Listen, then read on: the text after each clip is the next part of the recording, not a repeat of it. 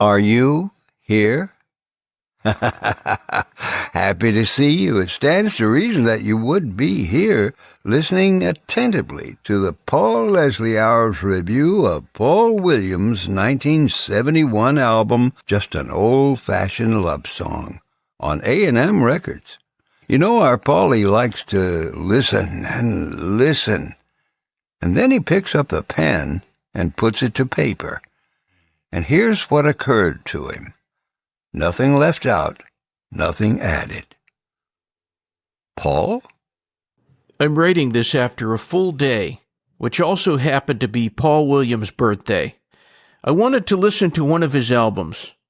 I ended up listening to the same album twice. Paul Williams came out with his debut studio album, Someday Man, in 1970. Just a year later, this sophomore effort came out, entitled Just an Old-Fashioned Love Song, on A&M Records. Paul's songs are more famous than his albums because of the many famous acts that recorded them. Among the Paulie fans, as I like to call them, Just an Old-Fashioned Love Song is the one to have. It seems to hit on all of the things people like about him. The heartfelt lyrics. This album feels the most personal, although I'm sure to him they all are. Paul sings all of the songs here with a kind of intimacy that is utterly endearing.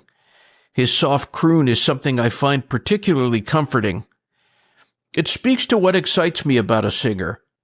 Some of my favorite singers aren't exactly cookie cutter.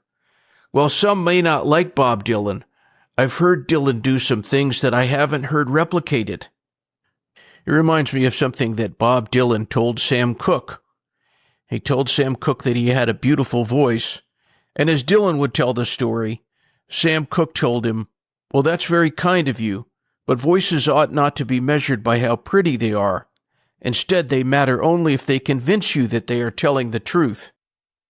I like the way Paul Williams sings Paul Williams. Just an Old-Fashioned Love Song was produced by Michael James Jackson, not to be confused with the King of Pop.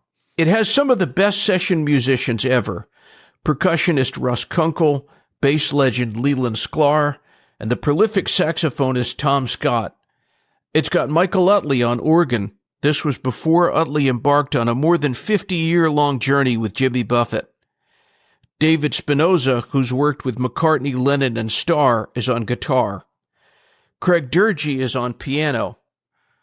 Lots of musicians, who Paul Williams refers to as the magicians, on this work. I like to imagine how it must have felt for Paul Williams. The songs he wrote and co-wrote were playing on the radio, as recorded by Three Dog Night and the Carpenters, and here he was with his own LP. He was experiencing life from a lot of vantage points.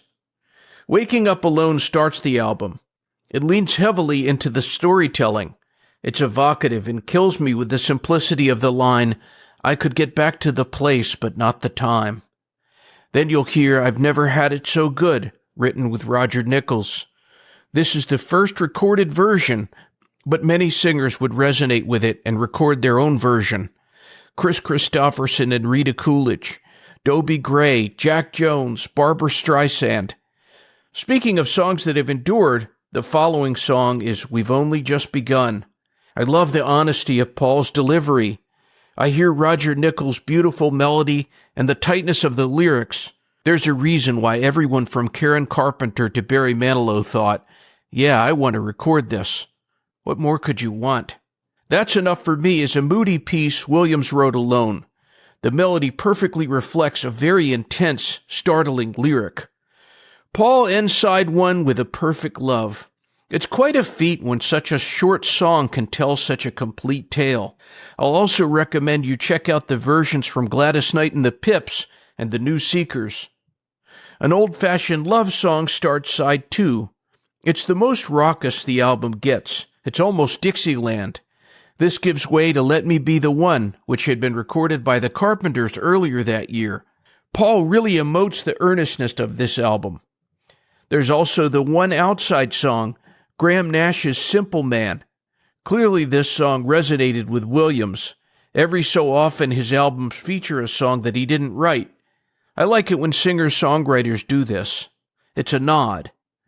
When I Was Alone is my favorite song on Just an Old-Fashioned Love Song. The lyrics are so good. Love was not an easy word to laugh about, and it's still not an easy word to say. Man, it's weepy, but there's something in Paul's vocals that lets you know it's not hopeless. Then the beat picks up on My Love and I, which I believe a country singer could and should record even today. Mary Travers would cut it the year after this album came out. The last song on an LP can be the most important. It leaves the listeners with a final embrace from the singer.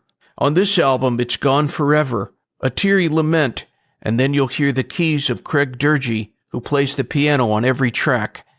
As the music went silent, it brought me back to the first time I listened to this album. The understated cover pulled me in as I picked it up. I knew by the time the last note played that this man was someone I would pay attention to. He was miles away from Little Enos and Smokey and the Bandit, yet somehow he was there too. I'll take his music any way I can get it. I love hearing someone like Willie Nelson sing Rainbow Connection, but Paul Williams is a writer that can sing his songs too. This album feels like it was tailor-made for me. Maybe it was. Just pick up the album and look at the back. You'll read 2 sentences. There are those who listen and those who wait to talk. This album is dedicated to the listeners. That's me. Maybe it's you too. No matter what, I hope you'll give yourself the gift of listening. There's an art to listening to these great songs, and everyone can practice it. Great songs endure.